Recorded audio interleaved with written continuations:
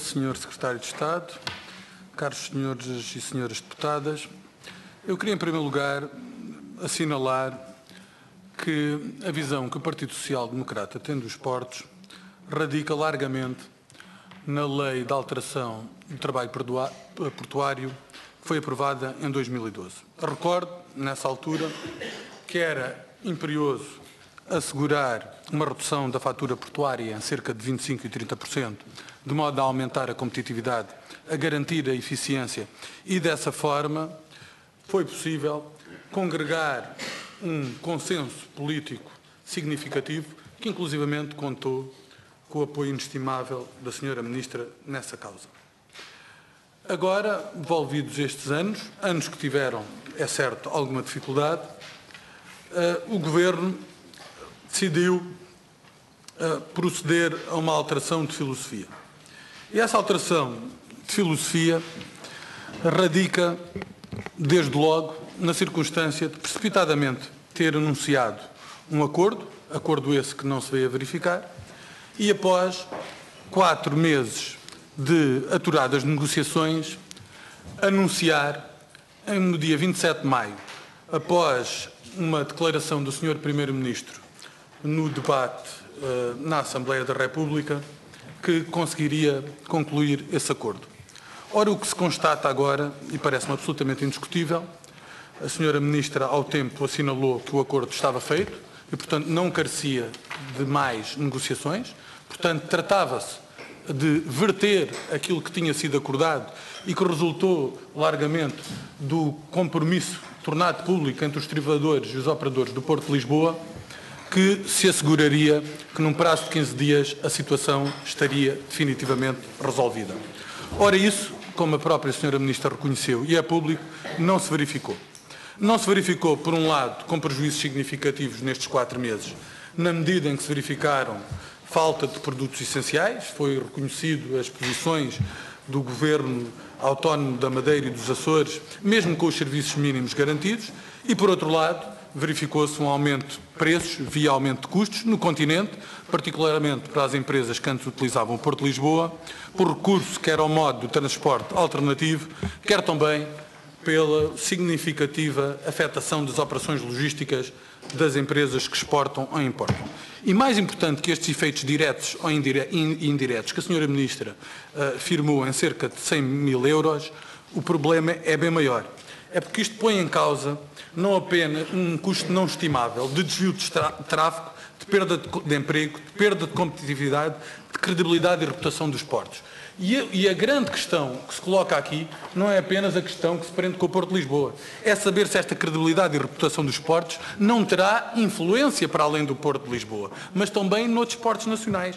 Basta para isso dizer que foi assinado um papel que nós não sabemos hoje que validade é que esse papel tem e que poderíamos especular que havia um malogro nessa negociação que está, no fundo, ancorada a uma aparência mediática e a sucessivas declarações que depois não têm a tradução categórica que nós esperamos.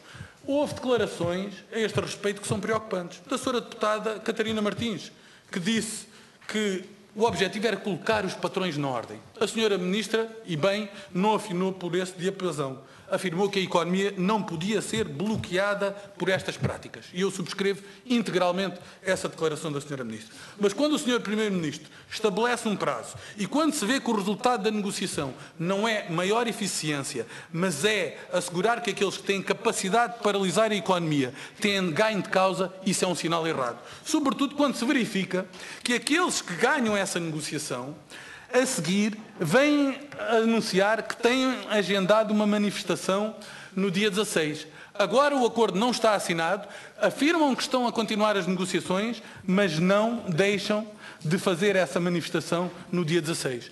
E a dúvida que se coloca e essa é uma dúvida substancial, é em que medida nós, tendo revisto a lei do trabalho portuário, com esta abrangência significativa, que comportava 3 partidos que estavam de acordo que era preciso diminuir a fatura, garantir eficiência e assegurar maior liberalização no mercado de trabalho nos portos, saber em que medida é que, mesmo que a senhora Ministra não queira acudir às propostas do PCP e do Bloco de Esquerda, que querem rever a lei do trabalho portuário, se a disseminação com o alto beneplácito do Governo de negociações desta natureza não vai inevitavelmente resultar no objetivo que queríamos evitar quando foi aprovada a lei do trabalho temporário. É que a senhora Ministra não o quis fazer por via legal, é um facto. E porventura o PS não apoiará essa posição. Espero que o esclareça. Mas o que acontece é que se houver uma disseminação destas negociações, como é inapelavelmente defendido pelos sindicatos, que continuam a manifestar as questões da precariedade e afirmam que os estivadores estão sujeitos à violência dos patrões, se o resultado objetivo dessa circunstância não é estarmos a revogar a lei do trabalho temporário em homenagem, muito obrigado, em homenagem a uma posição absolutamente dogmática que constitui um retrocesso por parte do Partido Comunista e do Bloco de Esquerda. Esta é uma questão da maior importância e eu gostaria que a senhora Ministra a tratasse. Porque senão nós podemos fazer as maiores reclamações a propósito da competitividade portuária, mas no fundo aquilo que vamos somando são vitórias de pirro atrás de vitórias de pirro. Elas nunca se concretizam.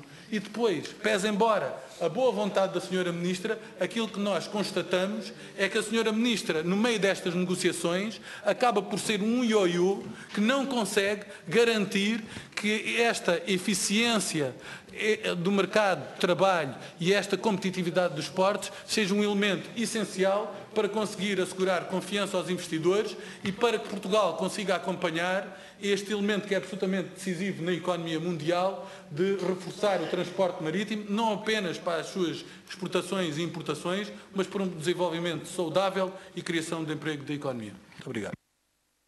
Obrigado, Sr. Deputado. Sra. Ministra.